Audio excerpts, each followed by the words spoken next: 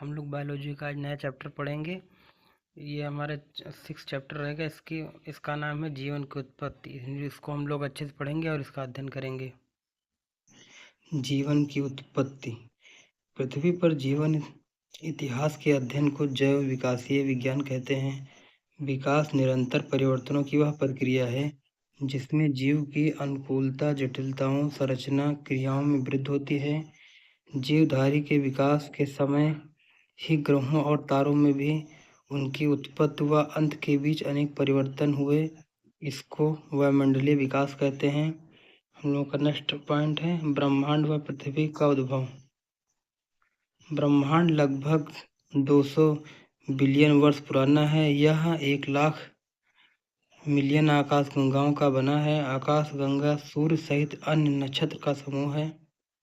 हमारी पृथ्वी भी एक ग्रह है। हमारा पूरा ब्रह्मांड पदार्थ एवं ऊर्जा से मिलकर बना है।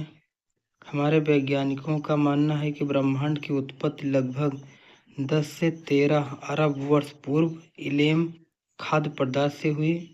हम लोगों का नेक्स्ट पॉइंट है आधुनिक परिकल्पना। वाइजेकर अल्फेन के अनुसार सूर्य का निर्माण सघन बादलों के केंद्रीय भाग से हुआ। इसके चारों ओर बादल का घेरा उपस्थित था। यह बादल अनेक वृत्ताकार पथों में विखंडित हो गए। गुरुत्वाकर्षण बल के कारण प्रत्येक वृत्त के परमाणु एक साथ जुड़ गए। इन्होंने एक ग्रह का निर्माण कर लिया। हम लोग पढ़ते हैं आदि पृथ्वी। पृथ्वी की आयु लगभग 4.6 अरब वर्ष पूर्व मानी जाती है। पृथ्वी के बारे में ऐसा माना जाता है कि जिस समय पृथ्वी का निर्माण हुआ उसी समय उसकी सतह पर तापमान लगभग 5000 से 6000 डिग्री सेल्सियस था। प्रत्येक वस्तु गैस अवस्था में भी खाद्य वातावरण में परमाणु अवस्था में उपस्थित थे। पृथ्वी का तापमान जैसे जैसे कम होता गया यह पदार्थ संघनित होते गए। यह ठोस द्रव गैस का निर्माण किया। जब पृथ्वी का ताप और कम हुआ तो ये सभी तत्व अपने अपने घनत्व के अनुसार व्यवस्थित हो गए। इन्होंने पृथ्वी की विभिन्न परतों का निर्माण किया।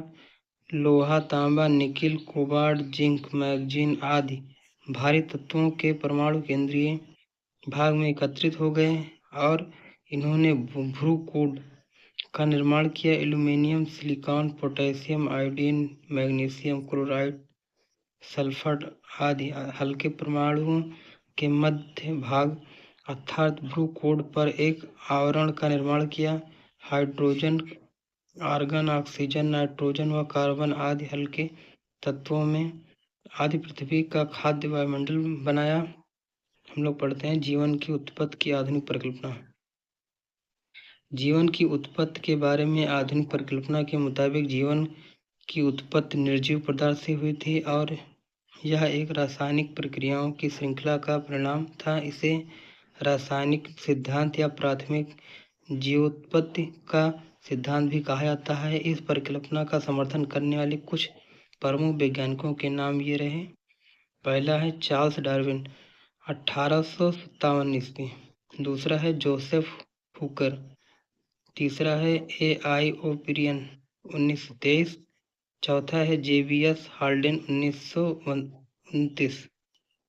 इस सिद्धांत के अनुसार प्राथमिक पृथ्वी पर जीवन की उत्पत्ति भौतिक रासायनिक प्रक्रियाओं के मध्य से हुई जिसमें परमाणुओं ने मिलकर अणु बनाए। अणु प्रक्रिया करके अकार्बनिक और कार्बनिक यौगिक बनाते हैं।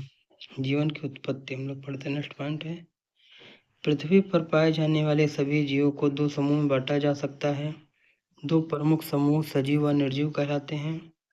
यह दोनों एक समान तत्वों कार्बन, हाइड्रोजन, ऑक्सीजन आदि से बने होते हैं। सजीवों में उत्सर्जन, ऊर्जा प्रवाह, प्रजनन, वृद्धि अनेक लक्षण पाए जाते हैं। यह सारे लक्षण निर्जीव में नहीं पाए जाते हैं जो इन्हें सजीवों से अलग करते हैं। हम लोगों का नेक्स्ट पॉइंट है जीवन की उत्पत्ति की आधुनिक परिकल्पना में कुछ महत्वपूर्ण बातें। Charles Darwin, Joseph Hooker, A.I. Oparin, JBS Haldane के अनुसार सारे वैज्ञानिकों के नाम हैं। इनके अनुसार पहला इस परिकल्पना के मुताबिक पृथ्वी की सतह पर बारिश होने से जल निकाय बने मीथेन और अमोनिया जैसे पदार्थ वायुमंडल से जल निकाय में घुल गए। दूसरा है, इस परिकल्पना के मुताबिक पृथ्वी पर जीवन की उत्पत्ति रासायनिक पदार्थों के संयोजन से हुई थी। तीसरा पॉइंट है, इस परिकल्पना के मुताबिक पृथ्वी के शुरुआती वायुमंडल में ऑक्सीजन नहीं थी। चौथा है, इस परिकल्पना के मुताबिक पृथ्वी पर जीवन की उत्पत्ति गर्म गैसों और रसायनों के वाष्पों से हुई थी, जो धीरे धीरे ठंडा होकर ठोस परत में बदल गए। पांचवा है, इस परिकल्पना के मुताबिक जल निकायों में ये पदार्थ मिलकर अमीनो एसिड बनाते हैं, जो फिर प्रोटीन और न्यूक्लिक एसिड जैसे जीवन के जैव अणुओं का निर्माण करते हैं। हम लोग पढ़ते हैं जैविक जैव विकास। जैविक विकास जीव विज्ञान की वह शाखा है जिसमें जीव जंतुओं की उत्पत्ति और उनकी पीढ़ियों में होने वाले बदलावों का अध्ययन किया जाता है। जीवों के जीवन काल में होने वाले आकार, आकृति और कार्य में धीमी गति से होने वाले क्रमिक बदलावों को कहते हैं।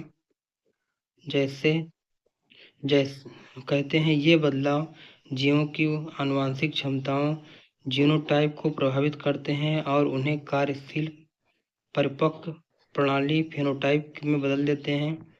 समरूप अंग जो अलग अलग समूहों के जीव में एक ही काम करते हैं लेकिन उनकी उत्पत्ति अलग अलग होती है। सजातीय अंग जो एक ही मूल से बने होते हैं लेकिन अलग अलग समूहों के जीवों में उनके काम अलग अलग हो सकते हैं। हम लोग पढ़ते हैं ऑक्सीजन क्रांति। ऑक्सीजन क्रांति पृथ्वी के वायुमंडल और सतह में बदलाव की एक घटना थी जिसमें आणविक ऑक्सीजन का स्तर बढ़ा और कार्बन ऑक्साइड का स्तर कम हुआ। यह घटना प्रोटोजोइक युग में हुई थी।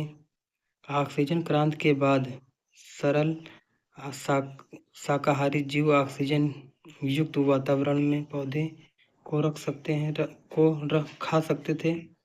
दूसरा, ऑक्सीजन क्रांति से पृथ्वी के वायुमंडल का ग्रीन हाउस प्रभाव कम हुआ जिससे ग्रह ठंडा हो गया।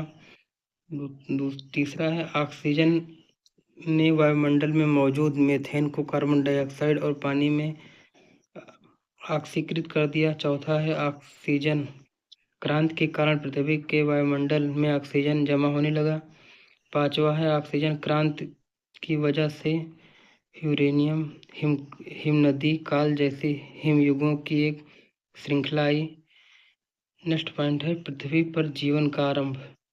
पृथ्वी पर जीवन का आरंभ अतिसार में हुआ क्योंकि जीवन की उत्पत्ति की सभी दशाएं अतिसार में उपस्थित थी। वैज्ञानिकों का मानना है कि लगभग 3.5 अरब वर्ष पूर्व पृथ्वी पर जीवन का आरंभ हुआ तथा पृथ्वी का विकास लगभग 4.6 अरब वर्ष पूर्व हुआ। हम जानते हैं कि पृथ्वी कम से कम 3.5 बिलियन साल पहले शुरू हुआ था क्योंकि यह पृथ्वी पर जीवन के जीवाश्म साक्ष्य वाली सभी पुरानी चट्टानों की उम्र है। ये घटनाएं दुर्लभ हैं क्योंकि बाद की भूगर्भीय प्रक्रियाओं ने हमारे ग्रह की सतह को फिर से आकार दिया है। अक्सर नई चट्टानों को बदलते हुए पुरानी चट्टानों को नष्ट कर दिया जाता है।